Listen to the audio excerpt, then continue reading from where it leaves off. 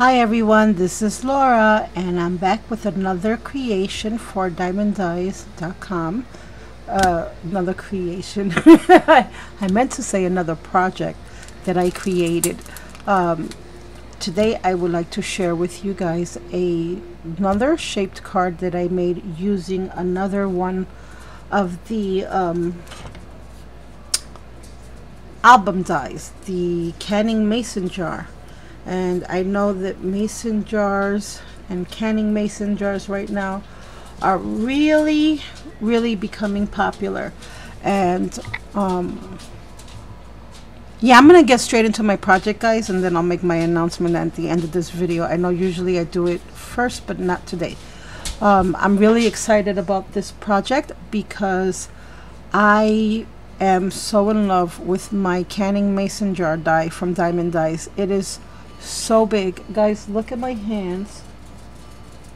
I mean, this measures this measures, I believe it's 7 inches long by a little under 4.5. Yeah, it's about 4 1/4 wide, a little over 4 1/4, and it's like 7 inches long, and it's exactly 7 inches. And I already had one subscriber ask me if she can use a 6x6 mini paper pad with this mini album die, and you most certainly can, because the lid is actually 1 inch wide. So I mean, you're going to be cutting it really close, but yes, you will be able to fit a paper pad that measures 6x6 inches for the body of the jar, and then the lid you would have to cut it out separately and make your lids separate, which I do anyway. But for those that did not want to do that, then you would need an 8x8 or larger piece of paper to cut the canning mason jar in its entirety. So I've been dying to get the chance to make a card using this die. I have made a card for you already using the scallop circles with the circles, and that's one of the newer nesting die sets that Diemond Dies is now carrying. Actually, both are new, the scallop circles and the circles. That was just released with our last release. I did a steampunk gear with the steampunk gear mini album die. I already created a card for you using that one as well, and it's was part of the Father's Day card hop. And now I am going to create another card using this canning mason jar die, and I am so happy with the way it came out. Now, I did have quite a few bleeps and blunders along with the mason jar die, which is this one, the canning mason jar. I also used Diemond Dies grass border die. Yes, I did. And I wanted to think a little bit outside of the box with my project. And I also used some stamp sets. I used the Magnolia. Oops, wait a minute. He's covering the name of it. Oh, here it is. Edwin Waiting for Fish. So that's little Edwin Waiting for Fish. Sorry about the glare, guys. I'm not used to trying to film things at my laptop and then look at it sideways. It's a very weird angle. And I also used this penny black beach day stamp set. Maybe if I held it a little further away, there'd be less glare. And look at all the cute little stamps. I love this stamp set. Look at the little fishy. I used the fishies. And I also used, where is it? That little seedweed or plant little garland there. I also used the lawn fawn, that little tree stump from this stamp set, and this one is Critters in the Forest. I used this one right here, and I fussy cut it all out, guys, after I stamped it out. And I also used this My Mind's Eye stamp set, and I think this one is called Enlightened. Yes, it is. And I used that little dragonfly right there. So let me share with you my card, and this is my card. Isn't it gorgeous? I just love him. I love the way he came out. I love the way he looks like he's bored to death, and that so reminds me of my grandson. So let me share with you really quick what other products I used to create this card. I also use Perfect Pearls. Now, excuse me, I don't know if you guys remember Perfect Pearls and if a lot of people still use them. I really don't see that many people using them anymore. I love them, and especially for flowers, die cuts, but they're just certain scenes that commands that I use Perfect Pearls. And if you know, those of you that have been watching me for a while know that whenever I do anything that's water themed or aquatic or anything like that, I run to my Perfect Pearls just because of the shimmer. And I used Forever Green. I also used turquoise, and I also used Perfect Gold. And let me share with you what, oh, and I also used my stencils. And where is that nasty little stencil? Here it is.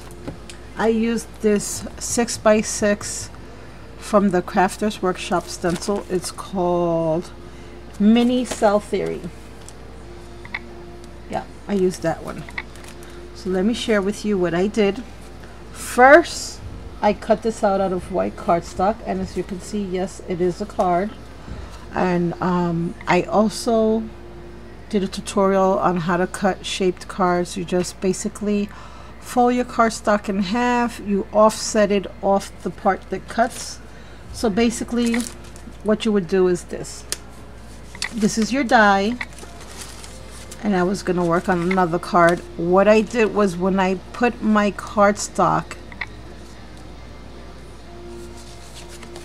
wrong side, when I put it in, and I don't know if you can see this, I taped washi tape to it to make sure it didn't move. And I don't know if you can see that little,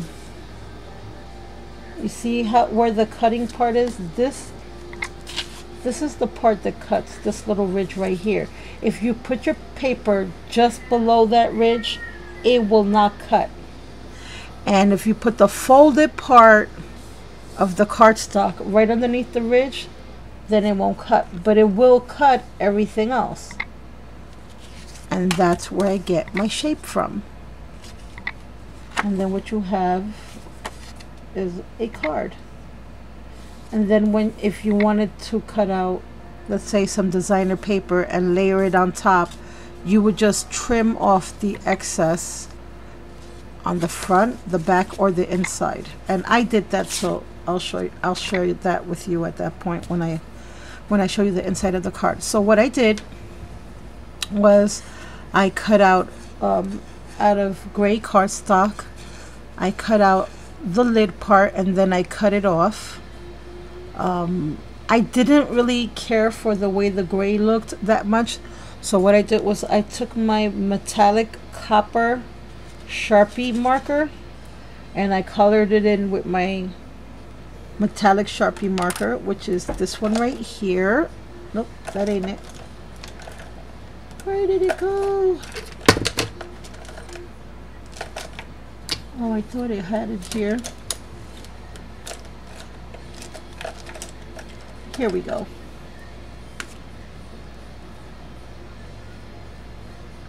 And this, I'm sorry, this one is bronze. And this is what it looks like. And it's a metallic Sharpie. And I just used that for the lid. I did fussy cut little Patient Edwin here. But I did fussy cut him, but I also stamped it out underneath as well, so that I could not have to bother with the fishing line. So what I did first was I stamped Edwin out on the cardstock. Then I fussy cut and colored the tree log there. I don't know if you can see that there. Then, and I glued that down. Then I layered some grass on top, and that's my Diemond Die grass border die. And I did distress it with some Tim Holtz distressings, and I colored the little log in with my pro markers. And then what I did once I did that was I colored in my image. I fussy cut my image out. I stamped them out first. That's why you can see the little waves in the water where his feet are, and the little floaty contraption to the fishing line and the fishing line.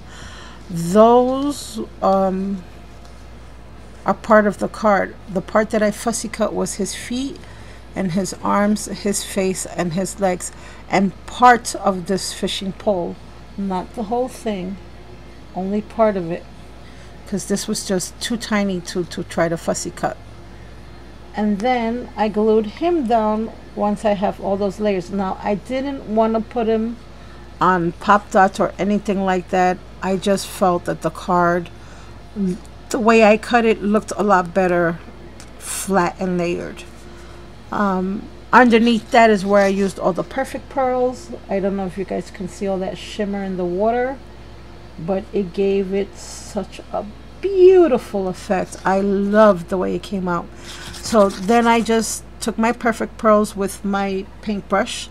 I added a little water, and I just put in lots of green, forever green and turquoise, those two colors.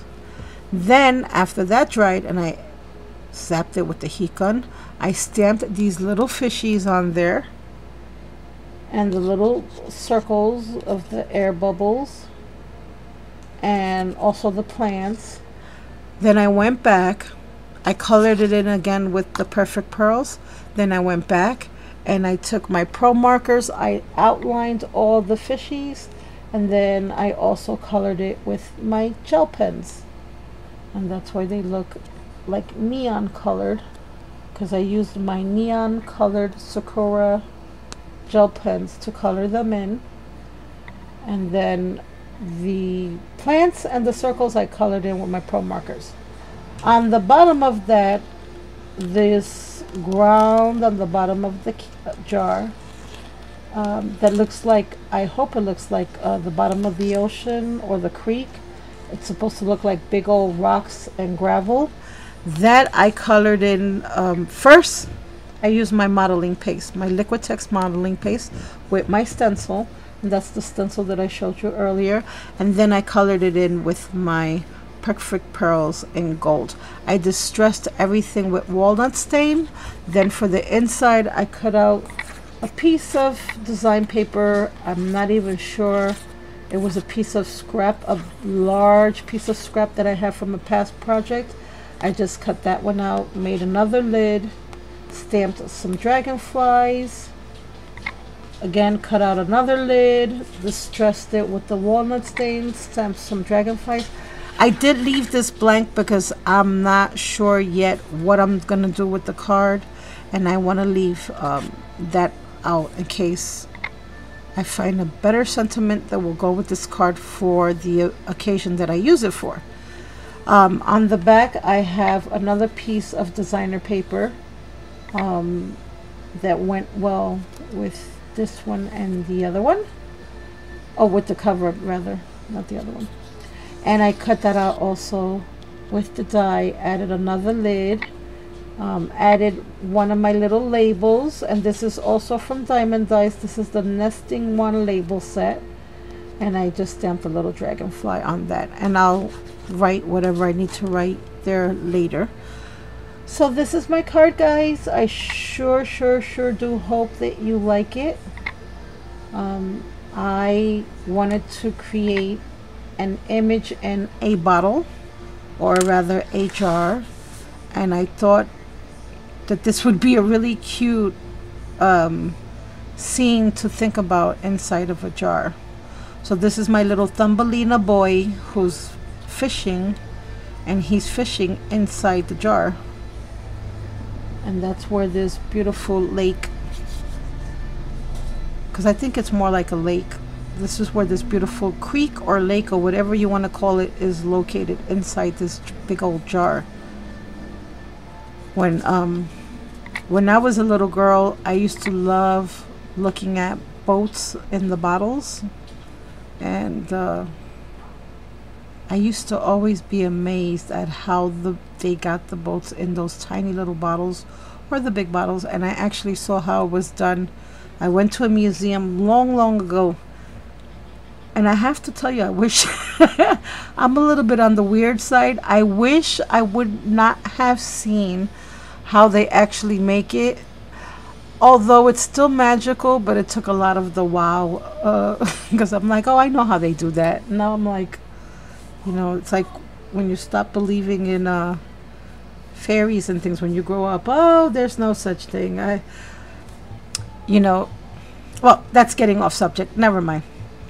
That was another chit-chatty story. Anyways, I hope you guys enjoyed this video, and I really enjoyed making this card. I'm thinking I might just make a few more cards with this die and think of different themes and scenes to make inside of the jars. So I hope this inspires and gives you guys some ideas on what to do with your die should you choose to purchase it. You can make mini albums, you can use them for layouts. They're so big and beautiful. You can make a card with them as well. This card here would be approximately, since I cut off that smidgen, it would be like a 7x5 envelope will more than fit this card, because this is like 7x4,